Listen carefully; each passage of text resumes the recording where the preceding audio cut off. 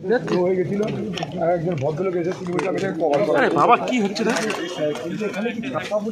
চেষ্টা হবে বলে আমি আদেশ এখানে এখানে বলে না তৃণমূল এখন লেটেস্ট যে স্ট্র্যাটেজিটা নিয়েছে শেষ যে 2 ঘন্টা বাকি আছে এই সময়টাই তারা ফল ভোট প্রিন্টটা দেওয়ার চেষ্টা করছে।